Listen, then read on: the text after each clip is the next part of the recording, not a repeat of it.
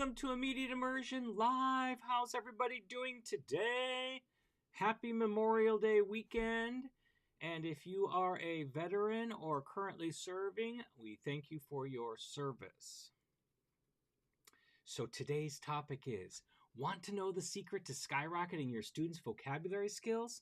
Stay tuned for my top strategies that will have them mastering even the most complex words in record time. My name is Scott, and you're watching Immediate Immersion Live, where we're all about comprehension-based instruction in the modern language classroom. Stay tuned. We'll be right back.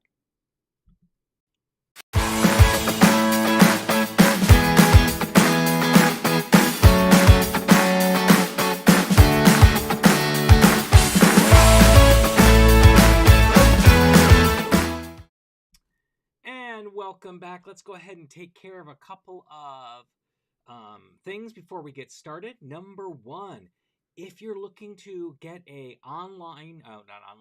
digital writing portfolio for your students, level 1, level 2, level 3. I designed it for level 2, but it is available. It can be adapted for level 1 or level 3. It is my Imaginary Pet book that we're going to be coming out with on June 15th, but you can pre-order it today for $17. It goes up after today to $37. So if you want to take advantage, of it today. Let me go ahead and put the link in. There you go. So you can get it at immediateimmersion.co/imaginarypet. And as I said, I'm having it available in French, Spanish, English, and German. It will be walking your students through the whole year, creating an imaginary pet and writing about it. There are different writing prompts that go along. There'll be a detailed teacher's manual that goes along with it that talks about how to implement them, extension activities, and assessment activities. And it's a great way to have a digital portfolio of your students' written work throughout the whole year. So it's a great fun way to do that. It's creative. It's great for middle school and high school students. Both will enjoy it. It may be a little bit much for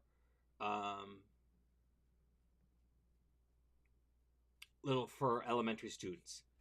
And Deming Jackie says, really excited about the Imaginary Pet. Already pre-ordered. Awesome. Thank you so much. So yes, that is coming out on June 15th. As I said, the pre-order today is the last day to get it, $17. It will start at $37 tomorrow. So take advantage of that. Also, our experiment with Sundays is over. We did that for the past 2 months. We're going to try Tuesdays. So starting, I got to look at the date because I don't know what date it will be, June 4th. We will be live at 3 p.m. Pacific, 6 p.m. Eastern, and we'll try Tuesdays for at least the month of June and probably July, give it a 2-month thing to see if more people can participate live at that time. So just to let you know, it'll be June 4th next week. And we're going to be talking about advanced reading strategies. So that'll be our topic for next time. And that will be on Tuesday, June 4th. So I hope to see you all there. Now, if you're watching this live, let us know where you're watching this and put in #live so I know who's live with us today. And if you're watching this on the replay, feel free to put in #replay and also let us know where you're watching from.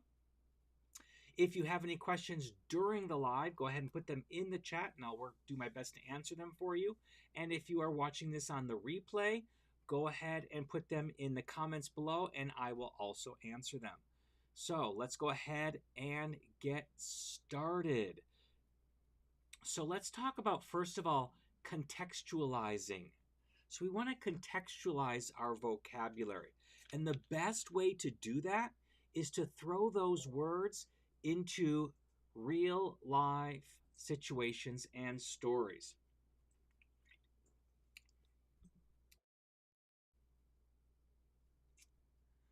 One of my students says he's watching from his bed, and congratulations to him. He won a couple of awards at the 8th grade awards ceremony last week. So congratulations to him. And Deming Ojaki is repping West Tennessee. Great to have you along. So we want to throw these words into real life situations and stories. We do not learn vocabulary through tons of vocab lists. And Jenna is saying hi. Hola, Jenna. So we don't learn from those lists. The 75 to 100 vocab words in textbooks, those are just not realistic. Think about that. That's about 1,000 to 1,500 vocab words that we're expecting our kids to memorize and remember and retain throughout a course of a year. That just doesn't happen. We need to put these words into real life situations and stories so they hear them in context. I don't teach vocabulary ever through lists. I do not give my students long lists of vocabulary. I focus on the sweet 16 verbs. There are 15 in most languages. In Spanish, because we have 2 verbs to be, we have 16. I focus on those. And then they get the rest of the vocabulary for free, because obviously when I'm talking with my students, when we're asking them what they did over the weekend, all of those types of things, I can't just use 16 words. So the nouns, the adjectives, the adverbs, the articles, they all come in for free because I can't make sentences without them. But the key is all of these vocab words are taught within context. And a great example of this, years ago, I had my students were starting to use the word tampoco. Tampoco means either or neither. And I'm like, where did you pick up that word? I haven't taught you that word. It wasn't one of the words that we've been working on or anything. I didn't put them in any stories that I recall. And they're like, you use it all of the time. And I didn't realize it, but I did. And they picked it up naturally in context. Also, when I was doing a workshop in German, I do my demos in German because if I do them in Spanish, or the French teachers can kind of understand and Spanish teachers can understand, and I want them to feel what it's like to learn a new language this way. So I do them in German because most teachers don't know German, and German is far enough away from Spanish and French that they just can't rely on those skills to understand. But German has words called particles that they can't really be defined. They like express emotion or sentiment behind what you're saying, and they can change their meaning by how they're being used. So you can't just teach them as vocab and say, okay, this is what we're going to use and this is what it means. But my participants in the workshops would pick up on some of these as I use them naturally in speech. So it's really important to do that. And the best ways to put these words into context are with conversation days. I love conversation days. We do them once a week in class, and those are on a variety of topics. Many of you use weekend talk as that one, but for me, weekend talk got boring really quick because after a few weeks in level 1, everybody kept saying the same thing. They kept saying, I did my homework, I studied for my test, I worked on my project, I watched TV, I played video games, and they were boring. Even when I invited my students to lie and make their lives more interesting, few would do so. So I switched it up from weekend talk to conversation days, and I could make up all different kinds of topics. I would go ahead and I would search for crazy topics and questions to ask my students to get them talking about things. Or we could talk about what they want to talk about. One year, I think it was 2016, that may somewhere around there, when 2 things were really popular. A TV show that the girls really liked, and I can never remember the name of the show. It was based off Archie and Jughead, and I can't remember what the name of that was. But the girls really liked that TV show. And then the boys were really into Fortnite back then. And so they always wanted to battle about what they wanted to talk about. The boys did not want to talk about the TV show, and the girls did not want to talk about Fortnite. So we made a compromise. We alternated every other week. So one week was the girls' movie, TV show. Yes, Jackie says the show is Riverdale. Thank you. I always forget the name of that, but thank you for reminding me. Yes, that was it. Um, and so we would talk about Riverdale one week, and then I would always ask the boys questions about it so they can give us the counter ideas towards it. And then the next week we would talk about um, Fortnite, and the girls would like talk negative about that, and we would go back and forth. And the girls would participate in the Fortnite conversations because they knew the next week they get to talk about Riverdale. And then the same thing with the boys. They knew next week would be about Fortnite. And it didn't matter what we talked about. It just mattered that we were doing it in the target language and they were picking up real life vocabulary, and that worked for that year. But as I said, I usually call what I call crazy convos. We have different types of questions that we ask. For my level ones and my level twos, it's usually what's your favorite, and then fill in the blank. What's your favorite book? What's your favorite food? And then either or things like, do you prefer Pepsi or Coke, or do you prefer hot dogs or hamburgers? And then I have some in Spanish 3. I used to use would statements. What would you do if? A lot of times to get those conversations started. That was one thing we used to do.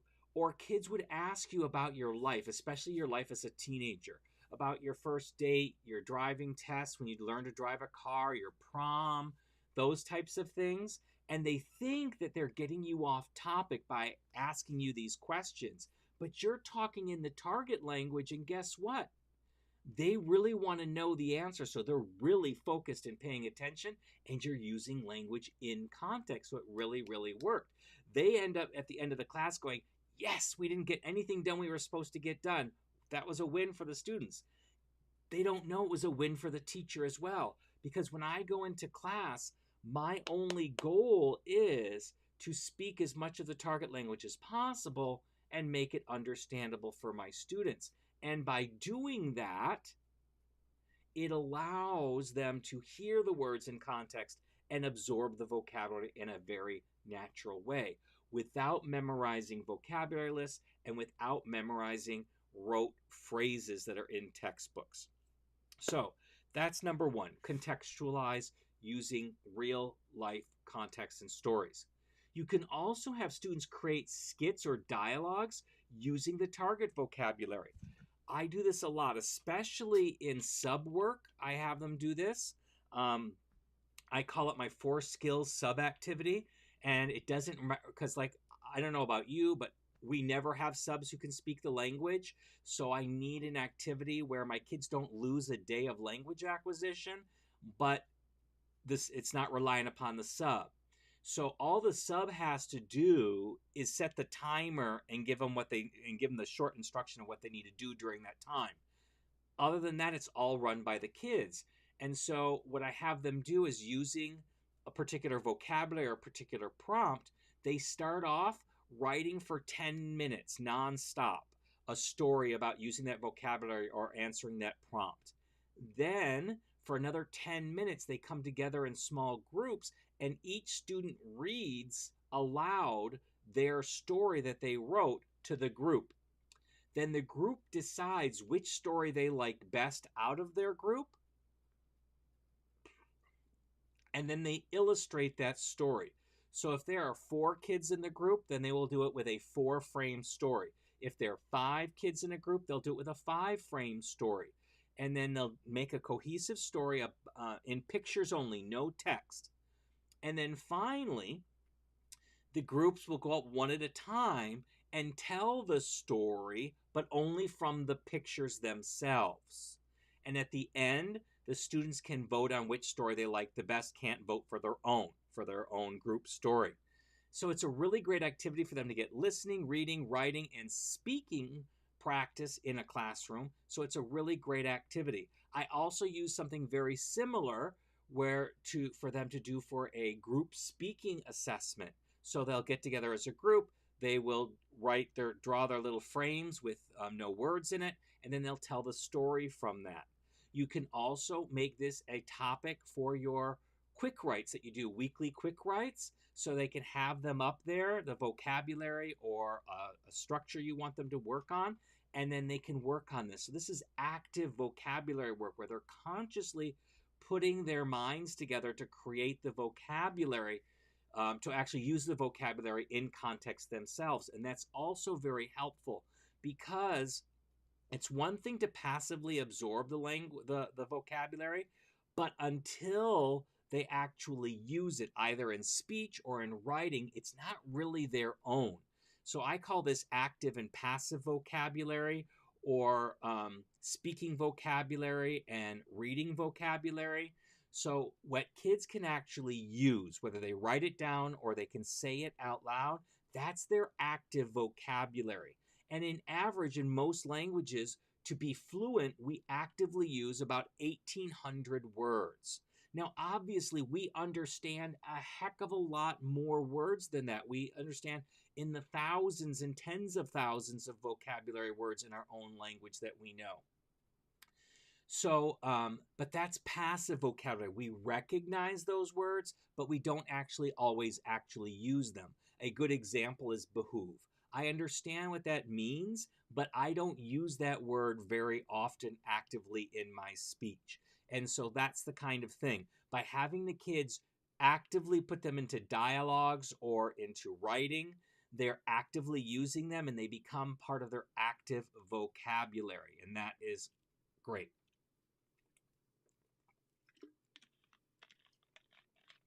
Another way to engage them with in-context vocabulary is to find articles or videos or podcasts or cartoons or TV shows that use the vocabulary in action. So you can search on Google looking for articles. You can type into Google saying, can you find articles that contain the following words that you want in there? Or same thing with videos or podcasts. That's one way to do it. However, I prefer, instead of going the vocab route, looking for things that are focused on particular vocab, number one, it's harder to find that. And number two, when you do find it, it probably is not very interesting to teenagers. So what I prefer to do when I'm doing a movie talk video, or I'm showing a cartoon, or I have an article, or other video that I want to show, or a podcast, I am looking for high interest things. So going back to 2016, if I found a video like a YouTuber talking about Fortnite, or a YouTuber talking about Riverdale, that is engaging for my students, and they're hearing real language in real context about their real interests, so they're engaged. And it doesn't matter what vocabulary is being used in these, because high frequency vocabulary, by the nature of it being high frequency, shows up in those language in anything that you find, whether it be an article or a video or a podcast. The high frequency vocabulary shows up. And that's what's really great about that. You don't have to work it to try to find them. It just happens. They're hearing them in context. They're hearing grammar in context. And the kids start picking up the language. And then when they put that actively in their own language, they're acquiring the language and they're being much more purposeful with it. So don't teach your students vocabulary through lists. They don't remember them anyway, and most of the lists are not very useful. I always tell my kids that, we open up the chapter about school supplies in the textbook. That's always in the beginning of level 1 book somewhere, chapter 1 or 2, somewhere around there. And they have all the school supplies in there. And I'm like, guys, you are at the height of learning this vocabulary, of using this vocabulary. Once you get out of school, you probably won't use some of this vocabulary ever again in your real life. Think about it. How often do you use the word paperclip, or staples, or a stapler, or a pencil sharpener anymore? Once you're out of school, those words just don't come up very often. Yet there's 100 of these words that you're supposed to teach kids for mastery. And I'm like, okay, paperclip is just not a useful word. And when it becomes a word that you need, if you're working in an office as an adult in your target language, and it comes up, you'll figure out what that word is, and then you'll be able to use it because it's within your context. But it's really not so much in real life for most people. Another chapter was, I remember chapter 5 of Spanish 2, Paso a Paso, um, was, teaching the imperfect tense. So they used playground equipment in there, swing set, merry-go-round, teeter-totter. These are not helpful words. So think about that as well when you're doing lists. Think about, are these words really useful to students? And are they going to have any real life applications? Probably not. So I would work on more high frequency vocabulary. Next, let's talk about the next one where we are going to, whoops, I hit the wrong button. I always do that. Let's talk about gamifying vocabulary. This is great because kids always like competitions. They always like playing games. So you can set up vocabulary tournaments with brackets and prizes. So you can do, it could be like just a question and answer. What does this word mean? And your lower levels, you might do it a passive type vocabulary, meaning that you're asking them what the target language word, and they have to come up with the English word. And then for your upper levels, switch it up, make it a little bit harder where you're asking the English word and they have to come up with the target language word.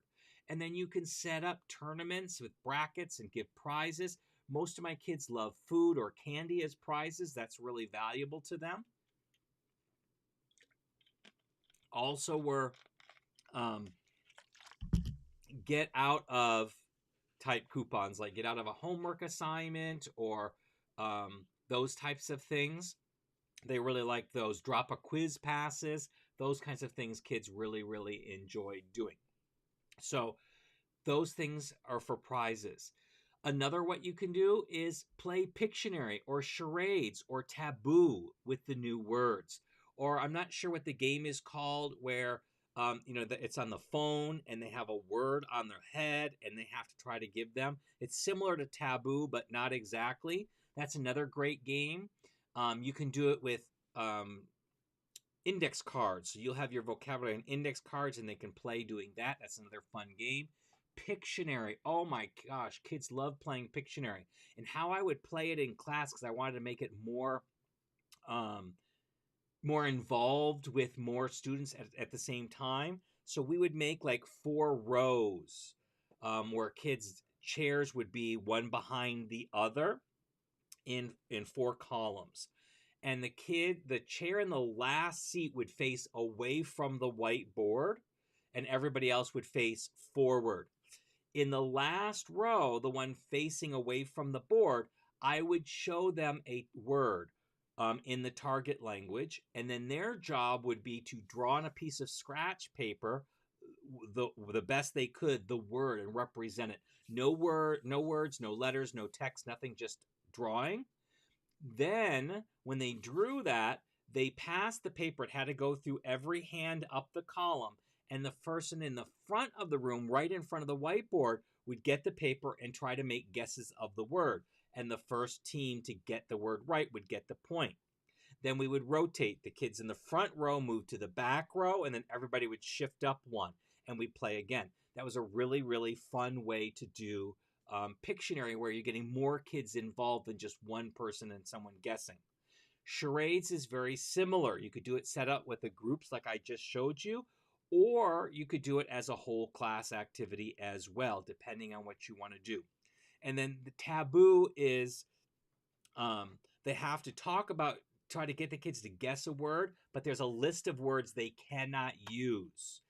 And I remember playing this as a high school student with my friends. We used to play, and it would be like you're trying to get the word doctor for people to guess, but you couldn't use words like office or shot or medicine, any of those types of words that really revolved around the word that you're trying to get in. So it made it more difficult for them to guess.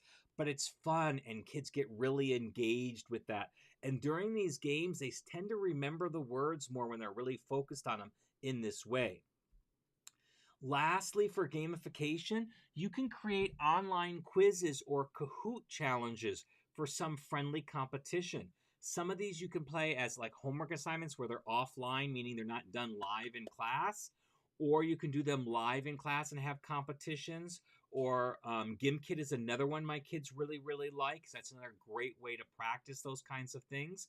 It's a really fun way for them to engage with the vocabulary and help them remember some of that vocabulary really, really well. Another thing, it's not on my list, but something else that I would do, if I have some target vocabulary in my head that I want my kids to really work on and use, I give participation points in my class for doing lots of different things, and I use an app called Class Dojo for that. And so one thing that you can do is if a kid just uses one of these words randomly in context correctly, you can award them with points, which encourages kids to try to use these words. The key is, for my level ones, I might tell them, I might have a list of words on the board that say, try to use these words and I'll give you points for that. But starting in level 2 and upper levels, I wouldn't give them the list. I would have a rotating list in my head that I wanted them to use. I might change every week or so. And then this way they had to try to use more language to try to hit the words that I was thinking about in my head. So they had to use more language this way. And so it was a fun way for them to engage in that and get some extra points. Again, if anybody has any questions or comments, feel free to put them in the chat and I'll go ahead and address those. Let's move on to mnemonics. So, mnemonics are your best friend. So what mnemonics are is a way to hook the meaning of a word in your brain other than the definition. So one of the famous ones in Spanish that we use is the verb ir. The verb ir means to go in Spanish. And so one of the mnemonics that I always tell my students is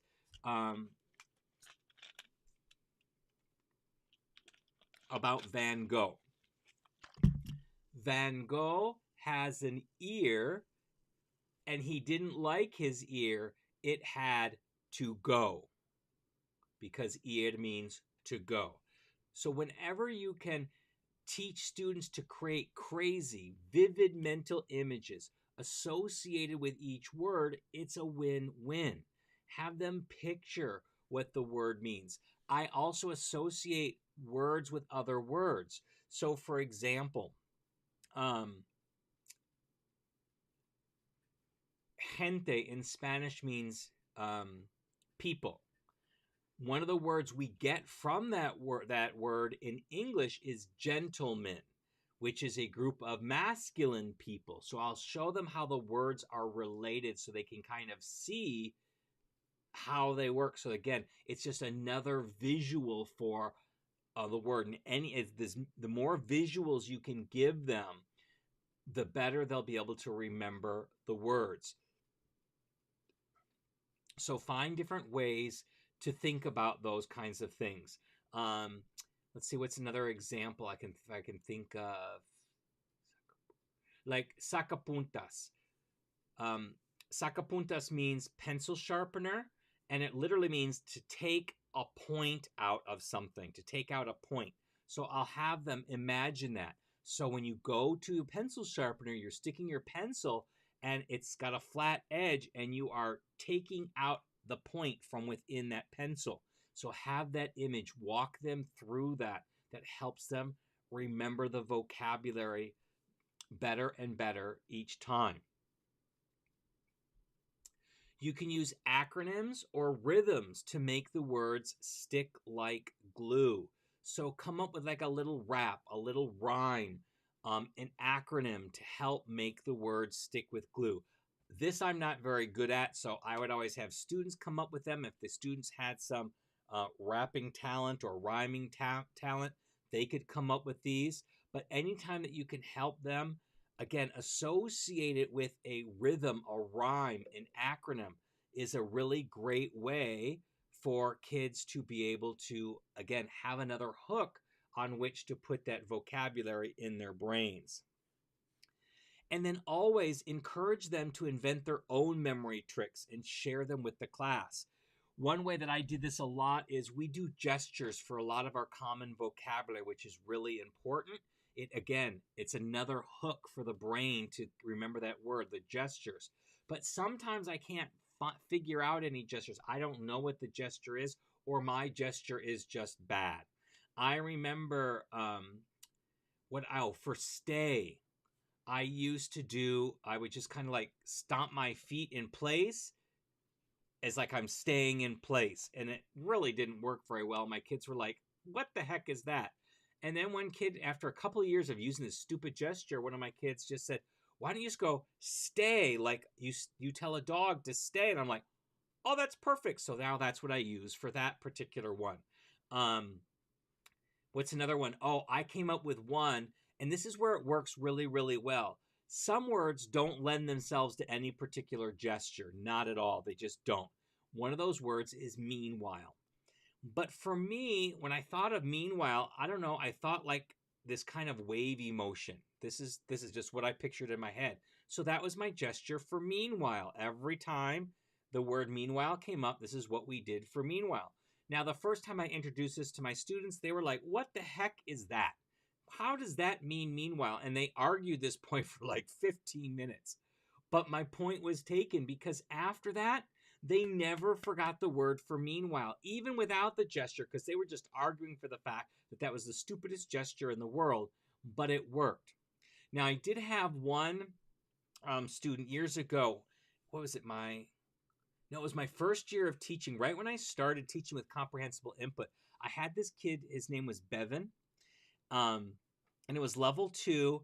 And second semester is when I started teaching with comprehensible input. And the chapter that we were in, we were teaching from Ya Verás, and the chapter was the vacation chapter. So I had some really lame vocabulary words. Like I tell you, high frequency vocabulary words this chapter did not have. It had seagull. It had seaweed. These are just not high frequency words. So, we did seagull, we did gaviota, like making it like a bird, but I couldn't think of a word for seaweed. What kind of action to do for seaweed? And Bevan, oh my gosh, not school appropriate. This was high school, but he's like, Profe, it is so easy. It's seaweed. And I'm like, oh my gosh, Bevan, no, we cannot do that at all. And then another girl said, why don't we just wave our arms like this, kind of like how seaweed floats in the water? So that's what we ended up doing. So it's really fun, and the kids never forgot the word seaweed after Bevan gave his idea of a gesture. But those kinds of things can be really, really fun if they're appropriate. So encourage them to invent their own memory tricks, their own gestures, and share them with the class. Sometimes they can be better than what you have ever thought of. And so you can use them, like my stay with the dog. And I have not had to teach seaweed or gaviota since, so I've not had to reuse those vocabulary words at all. And the next year we switched books to paso a paso, and so we didn't have that vacation chapter the same. So I've only had to teach those 2 words that first year of teaching. Okay, let's go ahead and move on to repetition. We absolutely know that language acquisition can't happen without repetition. We do this with our children when we're teaching our children their first language. We're repeating words, but we're not repeating words in a way that's like saying apple, apple, apple. This is an apple, apple, red apple, apple, green apple, yellow apple. That's not how you repeat because it's really, really boring. We find ways to put the vocabulary in a repetitive context so that we can use that. Stories are a great way to do that. Now, one of the things I do in my classroom is I make flashcards of the vocabulary that we're working on. I put them on, I make a little template in Google Docs.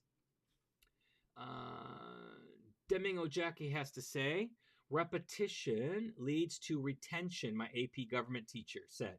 It's the main thing I remember from her class because she said it all the time. Absolutely. And then you acquired that phrase. You acquired that phrase because of the repetition. So both things kind of happen at the same time. So I would go into a Google Doc and I would create a table with 2 columns and 5 rows. And I would space out so it filled out the whole page. And then I would type my target words in the middle of them as large as they would fit in there. I didn't put the English on the background because I knew the words, and I'm just using them to practice with my students. So I would put the vocabulary words. When my kids mastered the vocabulary, they would go into it. I would have 3 decks. They would go into my infrequent deck, the deck I would practice maybe once a month with my students because they really mastered them. They just might need a little bit of refresher. Then I have the ones that are on the way to mastery. So I maybe practice those maybe once a week. And then the words that we're actively working on that they need daily practice on. And then I would call these words out, and then the kids would do the actions that went with them. And this kept me honest because I could switch the flashcards up. I could make sure I'm repeating enough on there and that I'm not favoring one word or another. I would just shuffle them up. But it was a great way to do that. Plus, I would put these in the app Quizlet, and that created digital flashcards for my students to be able to use. So they could play different games on Quizlet using that and practice the vocabulary if flashcards worked for them. Some of my kids made their own flashcards, and the act of actually writing out the words with the definition on the back is really helpful for brain repetition. Another idea is play word of the day and challenge students to use as much as possible. So this is similar to where I had that word in the back of my mind and I rewarded points for kids to use. But here you put the word of the day on the board. And lots of times it might be a word of the week. They need a little bit more than a day on there. And you're challenging your students to find ways to use this word in appropriate context, not just to use it to say the word. It has to be in a good, appropriate sentence. And then they can get points for that. And then now, because they're actively engaged in this word, they're more apt to remember the vocabulary word, which really helps a lot with that. And you start off with like the Sweet 16 or the Super 7 to start off with, and then you expand to some other common high-frequency vocabulary. In my level 1 classes, I used to teach numbers Sesame Street style, which was a play on this. We would work on a number for the week. We would have a number of the week, and then whatever question I asked and the answer was a number, it had to be the number of the week. So in the beginning, we spent the first, 10 weeks on the numbers 1 through 10. So and I'd never taught them in order, so they were random. So the first weeks I would do 1 through 10. Then the next weeks I would do 11 through 20. And then I would do the 20s, the 30s, the 40s, the 50s, the 60s, the 70s, the 80s, the 90s, the 100 in the next 10 weeks. So in the first 20 weeks where we're doing, what are you talking about? They're single numbers. So if the number of the week was 5, and I said, how many eyes does this animal have? The answer would have to be 5. How many feet does it have? 5. How many ears does it have? 5. How old is it? 5. It had to be done over and over that way. When it came to the 20s, the 30s, the 40s, they could pick any number between 20 and 29 or 30 and 39. So I didn't do a whole week on just 31. I did on the whole 10s on there. And so by the end of the school year, my students learn very well the numbers 1 through 100. And then I could work on, in level 2, we could work on the hundreds and the thousands.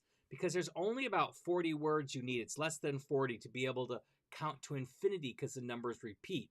But using this word of the day idea really helped the students acquire those numbers in a natural way. But again, don't teach them in order. You know how that turns out. When you teach numbers in order, kids can only give you that higher number by counting to that number. So if I had asked kids what the number 54 was and I taught them the numbers in order, guess what? I would have to wait for them to count. 1, 2, 3. Oh my gosh, it takes forever. But if you teach them out of order, they already know the order. It's not like you're teaching your kids first language where they need to learn the order as well. They already know the order of the numbers. So I just want to teach them the word so that they can just get to the word without having to count up to that word. Works really, really well. And then incorporate regular vocabulary reviews into your lessons and keep it fresh. So you're always recycling. This is called recycling. Recycling older vocabulary. And if what you're teaching is truly high frequency vocabulary, this is not difficult to do because it's high frequency. It comes up naturally.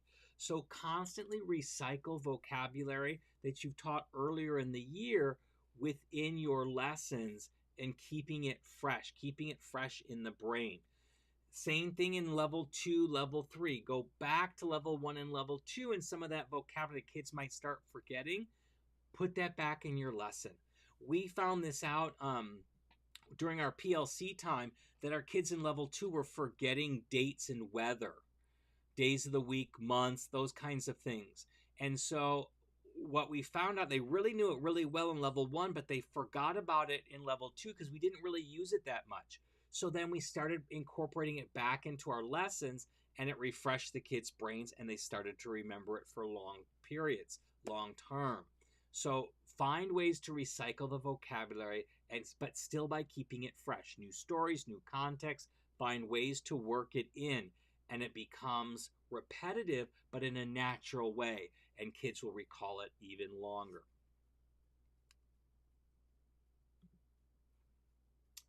Now, our last topic is to make it personal. We kind of talked about this in the beginning with conversation days. You want to take what the vocab that you're teaching and find a way to connect it to your students that are sitting right in front of you, not students in general, because perhaps you have a class and you're trying to attach all this vocabulary to sports, but this particular class, you don't have very many athletes in it. So that really didn't work. They're not connecting with it. I know in my first high school I taught at, because it was in Los Angeles and getting from school to play in matches and games with the traffic, they had to leave during sixth period. So they would always leave during sixth period. And to keep kids from missing important classes, athletes all had PE sixth period, always. And so that way, when they had to go out for their game and they left school early, they were only missing PE, but they were still getting athletic practice because they were going to play their sport. How this worked out, generally your fifth period was loaded with your athletes. So fifth period was always very athlete heavy. So for that class, we did a lot more connections to sports than I did with other classes. If I had connected to novels and reading or skateboarding or gaming, they would not have been as interested in that because these were athletes and they played sports. So teach the kids in front of you. You may have a different context for first period versus second period versus third period. Whatever works. You can also have your students create their own vocab list based on their interests or goals. So let's say you're exploring their hobbies. So you can have kids put the hobby at the top of the page, list common vocabulary words in the common language, English if you're teaching in America. They make this list and then have them go and find the translations of these words in the target language to help them create their own personalized vocab list. And because these lists are very personalized to them, they're going to learn these words without you really trying. Because there's such a high interest in them. They're all about their hobbies or their interests. And so they're more apt to learn those types of words.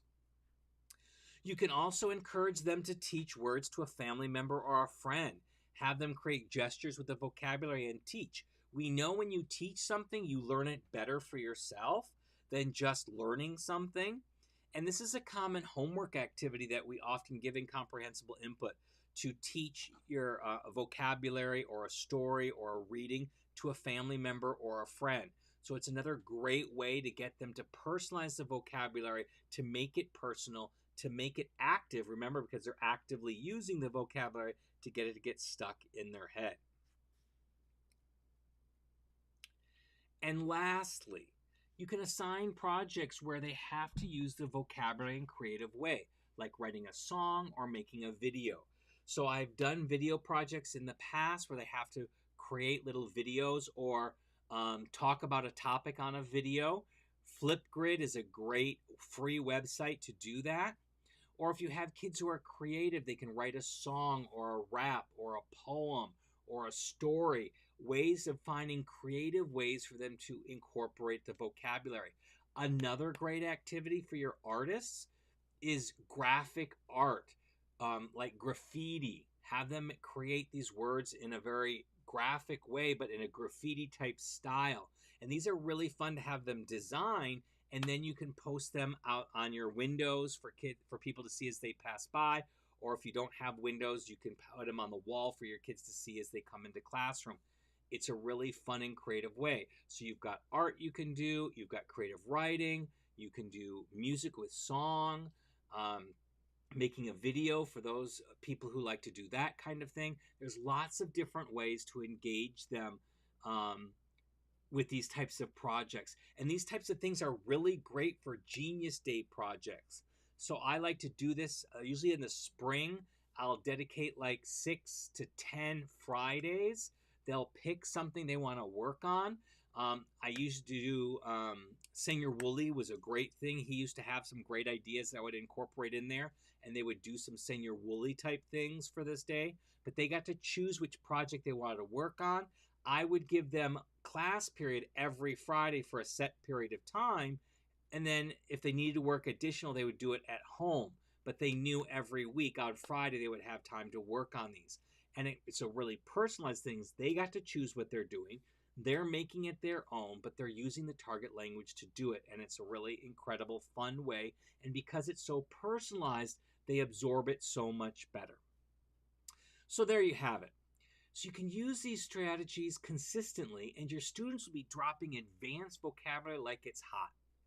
And remember, the key is to make it engaging, memorable, and relevant to their lives.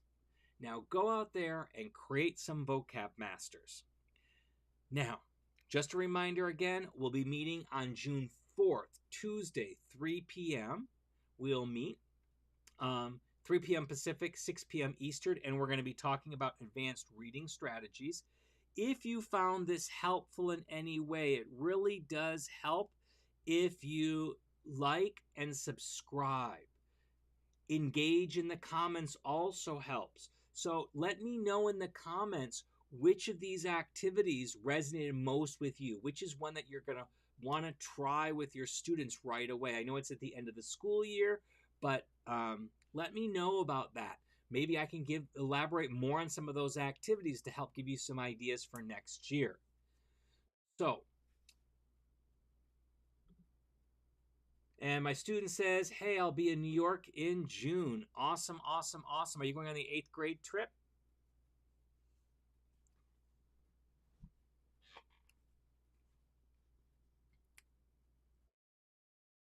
No, okay, so you're just going to go to New York. Awesome.